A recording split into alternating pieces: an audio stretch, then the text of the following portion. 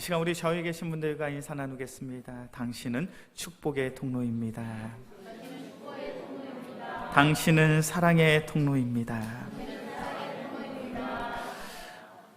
우리 영광교회가 지난주에 새생명 축제를 진행했습니다. 우리가 2달여 동안 참으로 바쁘고 분주하게 새생명 축제를 준비했죠. 새생명 축제를 통해서 어떠한 마음을 누리셨습니까? 내가 하나님께서 세우신 축복의 통로, 은혜의 통로, 사랑의 통로라는 그 사실을 확인하셨나요? 하나님께서는 우리를 통하여 복음의 열매가 맺어지길 원하십니다. 우리를 통하여 아름다운 영혼 구원의 결실을 맺기를 원하시죠. 그렇게 우리가 쓰임받기 위해서는 우리가 먼저 내가 사랑하는 이들을, 나의 영혼을 결단해야 되고요. 그리고 그들을 사랑해야 되고 그들을 섬겨야 되고 나의 입술로 그들에게 복음을 증거해야 됩니다. 이 모든 과정이 복음의 통로로서, 사랑의 통로로서 우리가 쓰임받는 과정인 줄로 믿습니다. 그렇게 우리의 인생이 참으로 행복하고 즐거운 거예요. 나의 인생이 행복하고 즐거운 이유는 하나님이 나를 사랑하시고 나를 아시고 나를 통하여 하나님의 나라를, 하나님의 영광을 이루신다는 그 사실을 우리가 목격할 수 있기 때문인 줄로 믿습니다. 우리 영광교회 귀한 성도님들, 새생명 축제가 끝난 것이 아닙니다. 다시금 시작된 것인 줄로 믿습니다. 우리가 작정한 VIP들, 우리가 교회에 초청했지만 참 교회에 그 발걸음을 옮기는 것이 쉽지가 않죠. 그렇게 우리가 작정한 VIP들을 위하여 더욱 기도할 수 있고 그 영혼들을 주님의 사랑으로 더욱 아름답게 섬길 수 있는 우리 모두가 되어지길 주의 이름으로 간절히 축원합니다. 기독교의 역사를 가리켜서 사랑의 역사라고 이야기를 합니다. 왜 기독교의 역사를 가리켜서 사랑의 역사라고 이야기하는가? 교회가 있는 곳에, 성도가 있는 곳에 사랑의 흔적이, 사랑의 역사가 반드시 나타났기 때문입니다. 2000년 전에 로마는요, 기독교를 국교화했습니다. 이 나라 이 민족은 예수님을 구주로 믿는 나라다라는 것을 선포한 것이죠. 그런데 이것이 얼마나 놀라운 고백이고 놀라운 변화인지 모릅니다. 왜냐하면 우리가 잘 아는 것처럼 로마 정부는요, 예수 믿는 자들을 박해하고 핍박했던 사람들입니다. 기독교인들을 정치적인 희생양으로 삼았죠. 그래서 기독교인들을 많은 사람들의 볼거리로 만들어버렸습니다. 맹수의 밥으로 던지기도 했습니다. 사지가 찢어지는 형벌을 가하기도 했고요. 십자가에 달려서 사람을 죽이기도 했습니다. 예수를 믿으면 이렇게 비참하게, 참담하게 죽임을 당할 수밖에 없다는 것을 모든 사람들에게, 많은 사람들에게 나타내고 드러냈어요. 그럼에도 불구하고 300년의 시간이 흐른 뒤에 로마는 기독교를 국교화합니다. 이 나라 이 민족은 하나님의 나라, 하나님의 민족이라는 것이죠. 이러한 놀라운 변화가 일어날 수 있었던 이유가 어디에 있었을까? 그것은 바로 믿는 자들의 삶이 세상의 사람들에게 감동이 되었기 때문입니다. 2000년 전에 로마는 성적으로 문란했던 나라입니다. 그렇게 많은 여성들이 아이들을 낳고 아이들을 출산했어요. 이 아이가 누구의 아버지인지 알지 못한 채 출산한 그런 아이들이 적지 않더라는 거예요. 세상의 사람들은 자신이 낳은 아이를 버립니다. 그리고 그 아이들을 방관합니다. 그런데 어떤 이들이 이 어린 아기들을 데리고 가서 키우고 돌보더라는 거예요. 그 사람들이 누굽니까? 바로 자신들이 박해했던 기독교인들이에요. 로마에 큰 전염병이 발병하게 됩니다. 그렇게 로마 정부가 병에 걸린 사람들을 방치합니다. 그들을 격리합니다. 때론 그들이 죽도록 그냥 내버려 두더라는 거예요. 그런데 그렇게 방치되고 격리된 사람들을 돌보고 치료하며 헌신적으로 살피는 이들이 있더라는 거예요. 그들이 누구입니까? 2000년 전의 초대교회 성도들이었습니다. 빈민층에서부터 사회 지도층까지 그들의 헌신과, 초대교회의 성도들의 헌신과 수고와 그 사랑의 모습을 보면서 그들의 마음속에 감동이 있는 거예요. 감격이 있는 거예요. 그리고 시간이 지납니다. 300년의 시간이 지나고 로마 정부는 이 나라 이 민족은 하나님의 나라, 하나님의 민족이다, 기독교를 국교화하더라는 거예요. 기독교의 역사엔 반드시 사랑의 역사가 나타났습니다.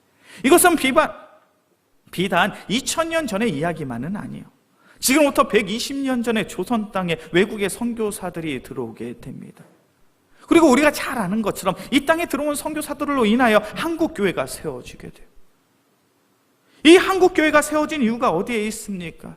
외국에서, 미국에서 들어온 선교사님들의 헌신과 사랑이 조선 땅에 살고 있는 조선인들의 마음속에 큰 감격과 감동이 되는 거예요.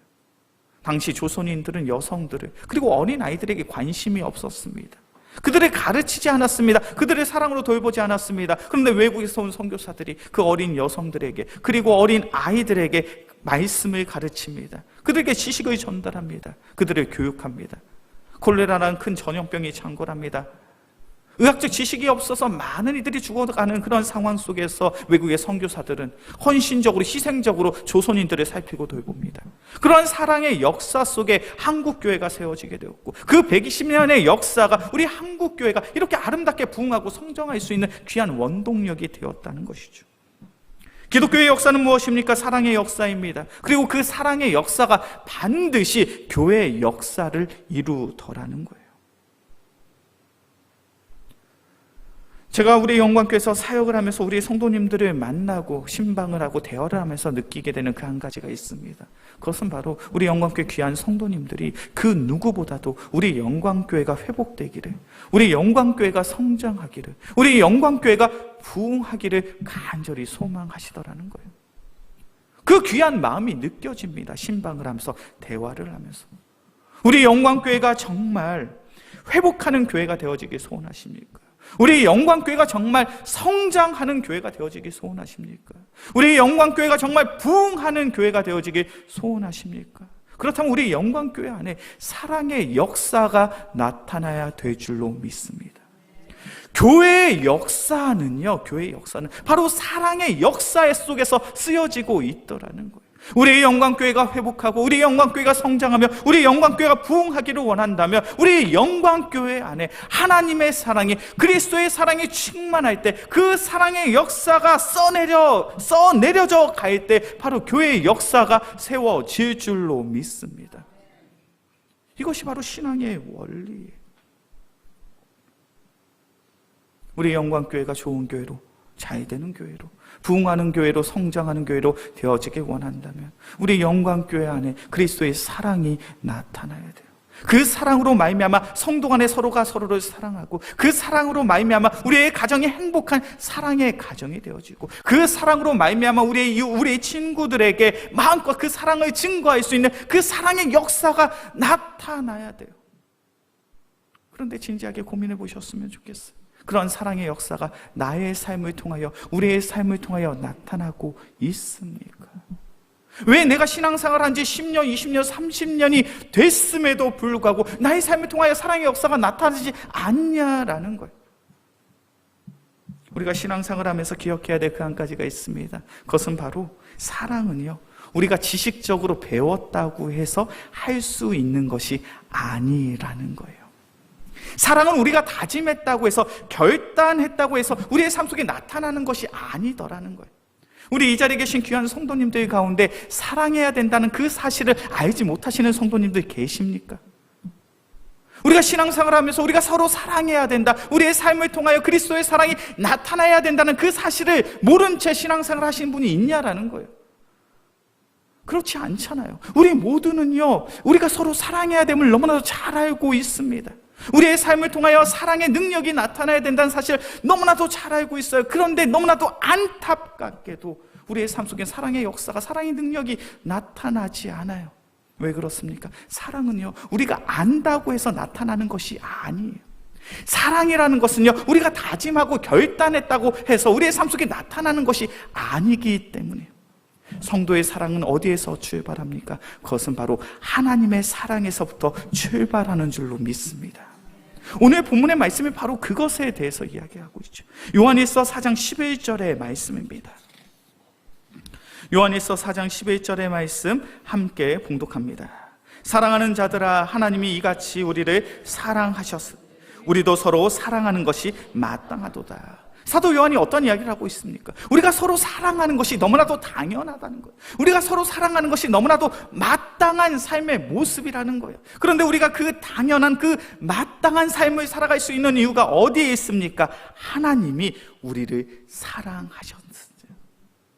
하나님이 우리를 사랑하셨기 때문에 그 사랑으로 말미암아 우리가 서로 사랑할 수 있는 거야. 우리가 성도 간에 살아갈 수 있는 거야. 우리가 우리의 가족 안에서 서로 사랑할 수 있는 거야. 그것을 말씀하고 있더라는 거예요. 어르신들이 하는 말 중에 종종 이런 말이 있습니다. 무엇을 해야 어른이 된다, 이런 말을 하시더라고요. 땡땡땡을 해야 어른이 된다. 뭘 해야 어른이 될 수 있을까요? 20살이 되면 어른이 되는 겁니까? 대학에 진학을 하면 어른이 되나요? 직장 생활을 시작하면 어른이 됩니까? 이 자리에 계신 우리 귀한 성도님들 자녀 다 키워보셨잖아요. 뭘 해야 내 자녀가 어른이 되는 것 같습니까? 아마 이 자리에 장성한 우리 자녀를 두신 성도님들은 그런 고백을 하실 것 같아요. 목사님, 제가 자녀를 키워봤더니 제 자녀가 결혼을 하고 자녀를 키워봐야 어른이 되는 것 같습니다. 제 말에 동의하시나요? 대학 간다고 해서 내 자녀가 어른이 되는 게 아니에요.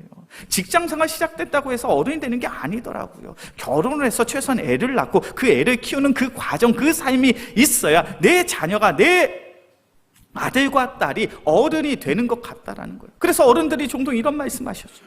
결혼하고 애 낳아봐야 어른이 된다. 그 전까지 너는 아직 애야. 그 전까지 너는 아직 몰라. 이런 이야기를 하시잖아요. 저도 애 셋을 키우고 있습니다. 제가 애 셋을 키우면서 경험하는 게 있어요. 그게 뭐냐면 부모님의 마음, 아버지의 마음, 어머님의 마음이 이제야 이해가 돼요. 어떠한 마음으로 아버지가 출근을 하고 어떠한 마음으로 어머니가 나를 사랑하사 지금까지 평생 수고하고 저를 키우셨는지 그 마음이 이제야 이해가 되더라고요. 그러니까 저의 삶이 조금 달라져요. 제가 젊었을 땐 부모님과 투닥투닥하고 부모님과 다투는 순간들이 있고 부모님과의 생각이 맞지 않으면 부모님의 생각을 무시하는 그런 순간들이 있었습니다. 그런데 지금 40대 중반에 살아가고 있는 저는 이제는 더 이상 그렇지 않아요. 아버지의 말씀에 귀를 기울이게 됩니다. 아버지의 이야기를 듣게 돼요. 아버지의 마음이 이해돼요. 부모님의 마음이 이해가 돼요. 부모님의 마음이 이해가 되니 가족 간에 더욱 화목하겠죠. 가족 간에 서로를 이해하니 그 가족 가운데 더욱 사랑이 싹트지 않겠습니까? 사랑이라는 것은 그런 거예요. 내가 부모님의 사랑을 이해하니 더욱 부모님을 사랑할 수 있는 것처럼 우리의 신앙의 여정 가운데 우리가 하나님의 사랑을 깨닫게 되어지고 그 하나님의 사랑이 우리의 마음속에 감격과 감동이 되어질 때 우리의 삶을 통하여 그리스도의 사랑이 나타나게 되더라는 거예요. 우리의 신앙의 여정 가운데 가장 중요한 것이 무엇인지 아십니까? 오늘 우리의 예배를 통하여, 우리의 찬양을 통하여, 우리의 기도를 통하여 우리가 간절히 소원해야 될 그 한 가지가 무엇인지 아십니까? 바로 오늘의 예배를 통하여 하나님과의 그 깊은 영적인 교제가, 하나님과의 그 깊은 사랑이 더욱 커져갈 수 있는 우리 모두가 되어지길 주의 이름으로 간절히 축원합니다. 하나님과 우리 사이에 그 사랑이 더욱 깊어지고 더욱 아름다워질 때 우리의 삶을 통하여 그리스도의 사랑이 나타나는 거예요. 에베소서 6장의 말씀을 보면, 에베소서 3장의 말씀을 보면 사도 바울은 바로 그것에 대해서 증거하고 있습니다. 에베소서 3장 17절부터 19절까지의 말씀입니다. 에베소서 3장 17절에서부터 19절까지의 말씀. 제가 한 절, 우리 성도님들이 한 절, 마지막 절은 합독해서 보도록 하겠습니다. 에베소서 3장 17절부터 19절까지의 말씀 제가 먼저 봅니다. 믿음으로 말미암아 그리스도께서 너희 마음에 계시게 하시옵고 너희가 사랑 가운데서 뿌리가 박히고 터가 굳어져서 함께 봉독합니다. 그 너비와 길이와 높이와 깊이가 어떠함을 깨달아 하나님의 모든 충만하신 것으로 너희에게 충만하게 하시기를 구하노라. 아멘.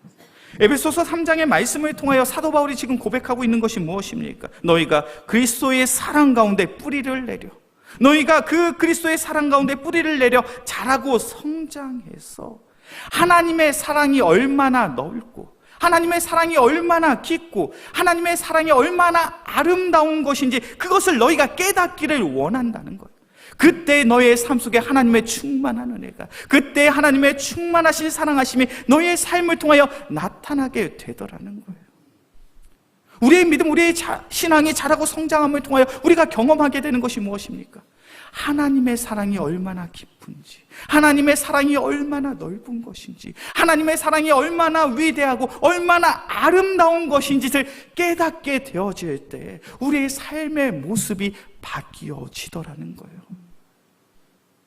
우리 영광께 귀한 성도님들, 우리의 마음속에 영혼을 사랑하는 마음이 있으십니까? 아직 예수 그리스도의 복음을 알지 못하며 세상의 헛된 것을 쫓고 살아가고 있는 이들을 향한 그런 안타까운 긍휼의 마음이 있으시냐는 거예요. 힘들고 어려운 환경 속에서 살아가고 있는 불우한 이들을 바라볼 때 그들을 향한 애타는 그러한 애끓는 그런 심령이, 그러한 마음이 우리의 마음속에 있냐는 거예요. 언제부터인가 우리는 예수 믿는다라고 이야기하고 사랑의 종교를 따르고 있다라고 이야기를 하고 있지만 언제부터인가 우리의 마음이 너무나도 냉랭하진 않습니까? 언제부터인가 우리의 삶이 영혼을 구원하는 것은 전혀 관심을 두지 않은 채 그냥 일주일에 한번 이 자리에 나와 예배 드린 것으로 만족하는 그런 삶을 살고 있지는 않냐는 거예요. 우리의 마음속에 정말 하나님의 사랑이 있으십니까? 우리의 마음속에 정말 그리스도의 사랑이 있으십니까? 만약 우리가 너무나도 차고 찬, 너무나도 냉랭한 그 마음과 심령을 가지고 신앙생활을 하고 있다면 우리는 하나님의 그 크신 사랑을 우리가 온전히 우리의 마음으로 담지 못하고 있는 거예요. 하나님은 우리를 사랑하십니다. 이 하나님은 우리를 얼마나 사랑하시는지 이 땅 가운데 독생자 예수 그리스도를 보내주사 십자가에 달려 죽게 하셨습니다. 하나님이 이 세상을 사랑하사 독생자를 주셨으니 이는 그를 믿는 자마다 멸망하지 않고 영생을 얻게 하려 하심이라. 하나님이 이 세상을 사랑하사, 하나님이 이 세상을 사랑한다는 것은 이 땅 가운데 살아가고 있는 나를 사랑하시는 거죠. 하나님이 만교를 사랑하사 독생자를 주셨으니 그 하나님의 크고 그 하나님의 위대하고 그 아름다운 하나님의 사랑이 우리의 마음, 우리의 심령 속에 있냐라는 거예요. 우리의 영광께 귀한 성도님들, 우리의 신앙의 여정을 통하여, 우리의 예배를 통하여, 우리의 찬양과 우리의 기도를 통하여 하나님의 그 크고 놀라우신 아름다운 사랑을 회복할 수 있는 우리 모두가 되어지길 주의 이름으로 간절히 축원합니다. 그렇다면 이런 질문을 하실 수 있을 것 같아요. 목사님, 그렇다면 우리가 하나님의 그 크고 아름답고 위대한 사랑을 어떻게 해야 회복할 수 있습니까? 오늘 본문의 말씀이죠. 요한일서 4장 12절의 말씀입니다. 요한일서 4장 12절의 말씀 함께 봉독합니다.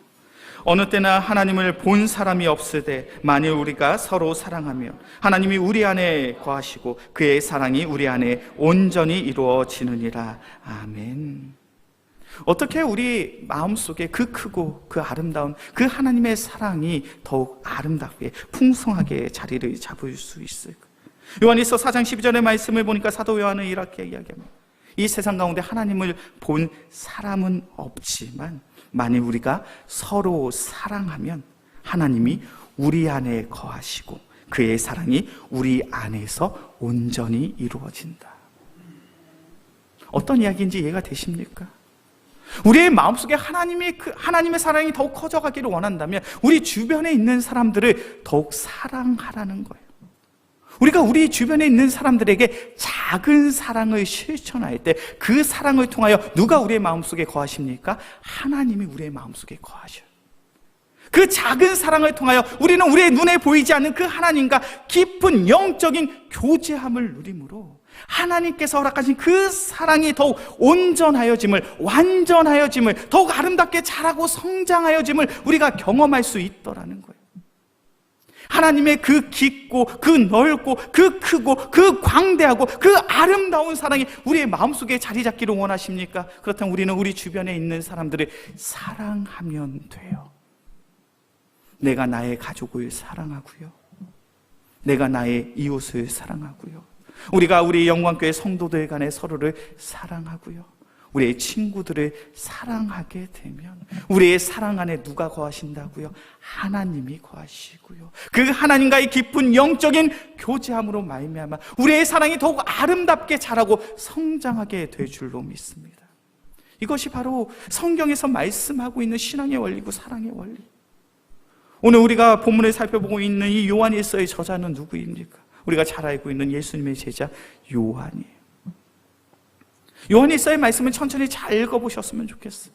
이 요한일서의 말씀을 천천히 잘 읽어보면 반복적으로 계속해서 등장하는 단어가 있습니다. 그 단어가 무엇이냐면 바로 사랑이라는 단어. 하나님은 사랑이신데 그 사랑의 하나님께서 우리의 인생을 얼마나 복되게 아름답게 하시는지, 하나님의 사랑에 대해서 계속적으로 반복적으로 고백하고 있는 성경이 바로 요한일서예요. 예수님의 제자였던 요한이 그의 마음속에 사랑이 충만해서 그의 삶 속에 성숙한 성품과 인격이 있어서 그렇게 하나님의 사랑을 찬양할 수 있는 게 아닙니다. 혹시 예수님의 제자 요한의 별명이 무엇인지 아십니까? 예수님의 제자 요한의 별명, 성경에 기록되어 있어요. 누구의 아들이라고 기록되어 있습니까? 우레의 아들이. 우레가 뭡니까? 천둥의 아들이라는 거예요. 요한의 원래 성격은 어땠냐면 매우 다혈질이었어요. 급한 성격을 가지고 있었습니다. 거친 성격을 가지고 있어요. 그의 성격이 얼마나 괴팍했는지 예수님의 제자들이 이야기합니다. 너는 천둥의 아들이야.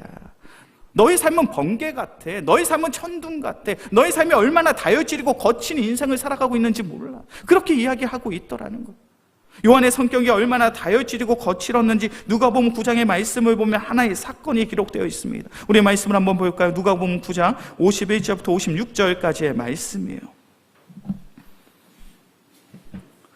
누가복음 9장 51절부터 56절까지의 말씀, 제가 한 절, 우리 성도님들이 한 절 교독해서 보겠습니다.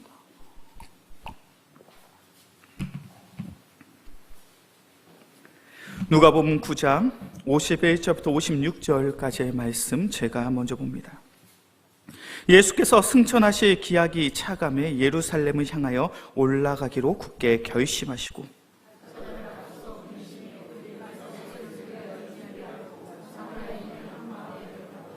예수께서 예루살렘을 향하여 가시기 때문에 그들이 받아들이지 아니하는지라.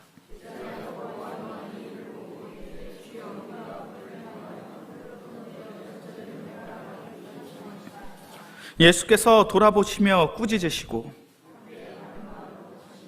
아멘.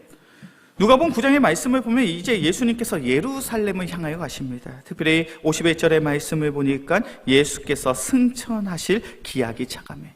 이제 예수님의 공생의 사역, 3년간의 그 공생의 사역을 마치시고 예루살렘 성전으로 올라가시는 것. 이제 십자가의 순환과 고난이 멀지 않은 상황입니다. 그리고 예수님의 제자들도 예수님과 3년 동안 동고동락하며 많은 가르침을 받았던 상황이에요. 그런 상황 속에서 예수님이 그 제자들과 함께 예루살렘으로 가기 위해서 사마리아인들의 땅을 지나게 되십니다. 한 마을에 지나가고 있어요. 그런데 당시 유대인들은 사마리아인들과 사이가 좋지 않았습니다. 그들을 마주하는 것, 그들과 식사하는 것, 그들과 교제하는 것은 당연히 해서는 안 되는 일이요, 그들이 밟았던 땅도 밟는 것을 부정하다라고 생각을 했어요. 그런데 유대인이었던 예수님이 지금 사마리아의 한 고을을 지나갑니다. 그리고 늦은 시간이 되었습니다. 이제 한 집에서 좀 쉬셔야 되는데 사마리아 땅에 있는 그 고을의 그 마을의 그 어떠한 사람도 예수님을 대접하지 않더라는 거예요. 예수님을 영접하지 않더라는 거예요. 이 모습이 지금 예수님의 제자 요한의 입장에 너무나도 괘씸한 거예요. 지금 예수님이 지나가고 계시는데, 지금 예수님께서 이 마을을 행차하고 계시는데 어찌 아무도 대접하지 않고 영접하지 않을 수 있는가? 그래서 분노한 마음을 가지고 요한이 예수님에게 이야기합니다. 예수님, 이 마을은 안 되겠습니다. 이 마을, 예수님을 대접하지 못하고 영접하지 않는 이 마을 존재할 가치가 없습니다. 하늘의 명하사 불을 내려서 이 마을에 있는 그 모든 것을 진멸하시죠. 요한의 성격이 느껴지십니까? 요한이 얼마나 다혈질이었는지 몰라요. 급한 성격을 가지고 있었는지 몰라요. 거친 성격을 가지고 있었는지 몰라요. 우리를 대접하지 않아? 그렇다면 너희는 죽는 게 나아. 하늘에 불이 떨어져서 하나님의 저주, 하나님의 심판을 받는 것이 마땅하다. 그런 이야기를 하고 있는 거예요. 그랬던 요한이 부활의 예수님을 만나고 예수님의 가르침 속에 복음을 증거하는 삶을 살아가니 요한일서의 말씀을 보니까 어떻게 바뀝니까? 하나님은 사랑이시라. 그 사랑의 삶을 너희가 너희의 삶을 통해 나타내야 된다는 거예요. 요한이 예수 그리스도의 사랑을 마음에 품고 살아가면서 사랑을 실천하면서 고백하는 그 한 가지가 무엇입니까?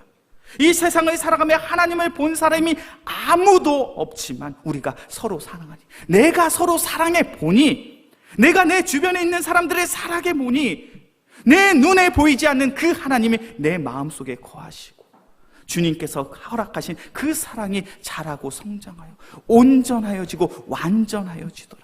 나의 삶을 통하여 사랑의 열매가, 나의 삶을 통하여 복음의 열매가 맺어지더라는 거예요. 우리 영광교회 귀한 성도님들, 나의 삶을 통하여 사랑의 역사가 나타나길 원하십니까? 우리의 삶을 통하여 우리의 가정이 사랑의 가정이 되어지길 원하십니까? 우리의 직장과 우리의 사업터에 사랑의 열매가, 복음의 열매가 맺어지길 소원하십니까? 그렇다면 우리는 사랑의 열매를 맺을 수 있는 그 사랑이 우리의 마음속에 있어야 돼요. 근데 그 사랑을 우리의 마음속에 담을 수 있는 그 방법이 우리 주변에 있는 사람부터 작은 사랑을 실천해야 된다는 거예요. 그 사랑의 과정을 통해서 주님이 우리의 마음속에 거하시더라는 거예요. 그렇게 우리 영광교회 새생명 축제가 얼마나 중요한 순간인지 몰라요. 왜 그렇습니까? 우리가 우리의 영광교회 새생명 축제를 통해서 내가 사랑하는 사람을 나의 VIP로 결단했잖아요. 이 사람을 꼭 데리고 와서 이 영혼을 구원해야 되지. 그런 귀한 결단, 그 귀한 과정, 그 작은 사랑의 실천을 통해 누가 일하십니까? 하나님이 일하시는 거예요. 그 하나님이 우리의 마음속에 들어오세요. 우리의 마음속에 있는 그 사랑을 더욱 귀하게 아름답게 만들어 가시더라고요. 이제 오는 토요일엔 사랑의 연탄 봉사가 있습니다. 우리 주변에 있는 이들에게 한 1000장 되는 연탄을 나눠주는 봉사를 하려고요. 목사님, 굳이 우리가 그것을 해야 됩니까? 우리가 굳이 그렇게 연탄을 나눌 필요가, 이유가 거기에 있습니까? 그냥 돈만 보내면 되는 거 아닙니까? 좀 더 편하게 봉사할 수 있지 않습니까? 그럼에도 불구하고 제가 꿋꿋이 그 연탄 봉사를 고집하는 이유가 무엇입니까? 그 연탄을 한 장 한 장 나누는 그 과정을 통해, 그 작은 사랑의 실천을 통해 하나님께서 우리의 마음을 붙잡아 주실 줄로 믿습니다. 우리 학생들에게, 우리 청년들에게 주님께서 허락하신 그 사랑이, 그 작은 사랑의 실천을 통하여 나타나게 될 줄로 믿습니다. 그 확신을 가지고 사랑의 연탄의 봉사를 진행하고 준비하고 있는 거예요. 우리의 마음속에 주님께서 허락하신 아름다운 사랑의 열매를 맺기를 원하신다면 우리는 우리의 삶 속에서 작은 사랑을 실천할 수 있어야 돼요. 그 작은 사랑을 통하여, 그 작은 사랑의 실천을 통하여 주님께서 우리의 마음속에 거하시며 우리의 사랑을 더욱 아름답게 자라게 성장케 하실 줄로 믿습니다. 이제 말씀을 정리하겠습니다. 2000년 전의 초대교회 성도들은 그 끔찍한 박해와 핍박 속에서도 세상의 사람들과는 분명히 다른 모습을 취했죠. 앞서서 말씀드린 것처럼 세상의 사람들이 버린 그 고아들을 데려다 키웠습니다. 전염병으로 말미암아 끔찍하게 죽어가는 이들을 치료하고 그들 곁에서 그들을 위로한 이들은 초대교회 성도들이었어요. 120년 전에 이 땅에 들어온 우리 선교사님들의 삶의 모습도 별반 다르지 않습니다. 120년 전 조선 땅에 무슨 소망이, 무슨 희망이 있었겠습니까? 그런데 이 땅에 들어온 선교사님들은 어린아이들과 여성들을 살피고 돌봤습니다. 콜레라라는 큰 전염병 속에 죽어가는 이들 곁에서 그들을 치료하고 그들을 위로하는 그 귀한 삶을 아낌없이 실천하더라는 거예요. 그 사랑의 역사를 통하여 2000년의 기독교의 역사가, 그 사랑의 역사를 통하여 120년의 한국교회의 역사가 세워진 줄로 믿습니다. 지난 우리 영광교회가 43년의 역사를 만들어 갔습니다. 그리고 앞으로도 40년의 역사를 만들어 가야겠죠. 우리 영광교회가 앞으로의 40년의 역사를 만들어 가기 위해선 우리 성도들의 삶 속에 반드시 사랑의 역사가, 사랑의 능력이 나타나야 될 줄로 믿습니다. 그 사랑의 역사, 사랑의 능력은 작은 실천에서 시작되는 거예요. 우리 영광교회 사랑의 연탄 봉사를 너무 가볍게 생각하지 않기를 소원합니다. 우리 영광교회 새생명 축제를 1년에 한 번 있는 행사처럼 생각하지 않기를 간절히 소원합니다. 우리의 새생명 축제를 통하여, 사랑의 연탄 봉사를 통하여, 그 작은 사랑의 실천을 통하여 우리는 내 마음속에 거하시는 하나님을 마주할 수 있습니다. 그리고 그 하나님의 은혜로 말미암아 우리의 사랑, 우리의 믿음이 더욱 아름답게 자라고 성장하게 될 줄로 믿습니다. 그리하여서 우리 영광교회 귀한 성도님들, 우리의 삶을 통하여 반드시 사랑의 능력을, 사랑의 열매를, 사랑의 역사를 체험할 수 있는 우리 모두가 되어지길 주의 이름으로 간절히 축원합니다. 이 시간 오늘의 말씀을 기억함으로 함께 찬양하고 기도하겠습니다. 우리 형제의 모습 속에 보이는 서로를 축복하는 마음으로, 서로를 사랑하는 마음으로 함께 찬양하고 기도합시다.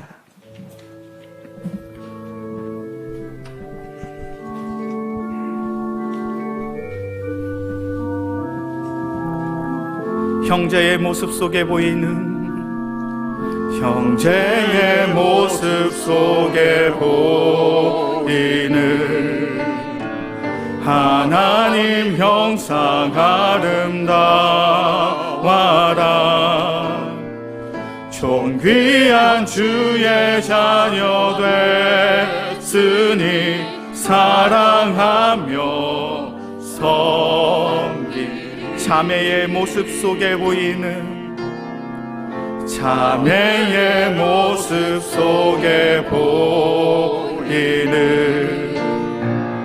하나님 형상 아름다워라. 존귀한 주의 자녀 됐으니 사랑하며. 가슴에 손으로 함께 찬양합시다.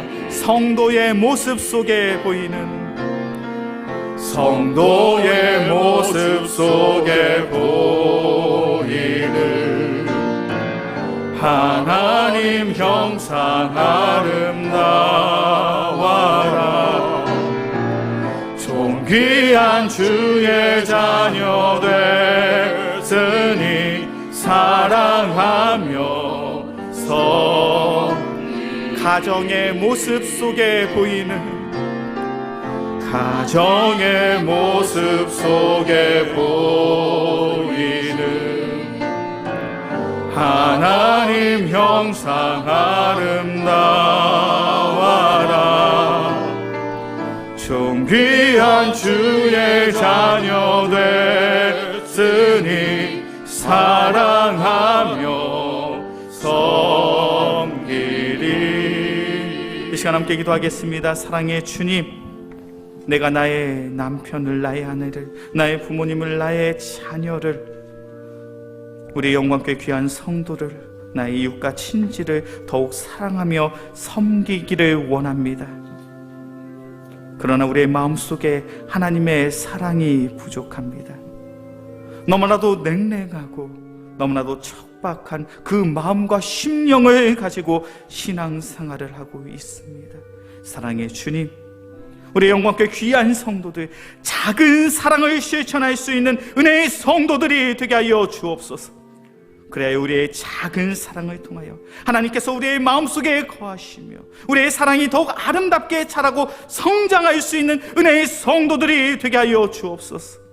그래야 우리의 삶을 통하여 사랑의 열매가, 우리의 삶을 통하여 사랑의 역사를 써내려갈 수 있는 믿음의 성도들 되게 하여 주시옵소서. 이 시간 오늘의 말씀을 기억하고 주의 한번 부르짖고 간절히 기도합시다. 주의 사랑이 많으신 주님, 우리의 마음이 냉랭합니다. 우리의 마음이 척박하고 그리하여서 우리의 삶 속에 주님의 사랑이, 예수 그리스도의 사랑이 나타나지 않습니다.